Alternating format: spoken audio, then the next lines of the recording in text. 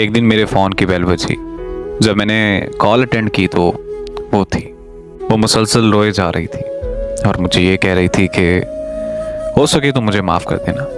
जो धोखा मैंने तुम्हें दिया था वो पलट कर आज दोबारा मेरे पास आ गया है। जिसके लिए मैंने तुम्हें छोड़ा था वो आज मुझे छोड़ गया है। आज मुझे मकाफ़ात अमल का मतलब समझ में आ गया है। प्लीज़ मुझे माफ़ कर दो। मैं मानती हूँ कि मैं तुम्हारी गुनहगार हूँ। तो मैंने उससे कहा कि अरे यार, मैंने तुम्हें माफ़ किया। ये सुनकर वो चुप हो गई और फिर पूछने लगी कि बेवफाई का दर्द मुझसे तो बर्दाश्त नहीं हो रहा। फिर तुमने ये दर्द कैसे सहा?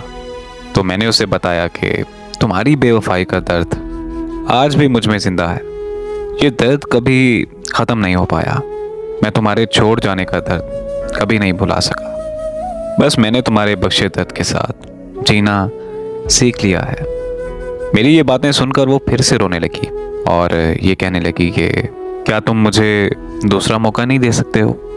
मैं भला कैसे उसे इनकार कर सकता था, क्योंकि मैं पिछले 5 सालों से उसकी मोहब्बत के रोग में मुब्तला था और दीवानों की तरह उसकी राह देख रहा था। तो मैंने फिर से उसे दूसरा मौका दे दिया। खोई हुई मोहब्बत का मुझे मिल जाना मेरे लिए किसी मौजे से कम नहीं था। तो मैंने उससे पहले से भी ज़्यादा शिद्दत से मोहब्बत की, यहाँ तक कि मैंने उसके घर रिश्ता भेज दिया था और उसके घर वालों ने हाँ भी करती थी।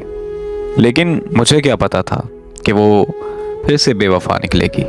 हमारे घर वाले हमारी शादी के दिन रखने ही वाले थे कि उसने मुझे फिर से छोड़ दिया, क्योंकि वही लड़का उसकी ज़िंदगी में फिर से लौट आया था। उसने छोड़ते वक्त बस मुझे इतना कहा था कि प्लीज़ मुझे माफ़ कर देना, और मैंने उसे सच में फिर से एक दफ़ा माफ़ कर दिया था। अब मैं फिर से उसके लौट आने का इंतज़ार करता हूँ। मुझे पता है कि दुनिया वाले मुझे पागल समझते हैं।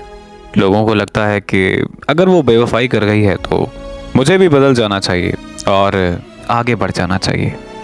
लेकिन वो नादान लोग ये नहीं समझते कि मोहब्बत कोई खेल नहीं है। वो मेरे साथ बेवफाई कर गई तो ये उसका ज़र्फ था, लेकिन मैं सारी ज़िंदगी उससे वफा करूँगा और ये मेरा मोहब्बत पर ईमान है। मैं उसके लौट आने का इंतज़ार करता हूँ और सारी ज़िंदगी करता रहूँगा। मैं अपनी आखिरी सांस तक उससे प्यार करता रहूँगा।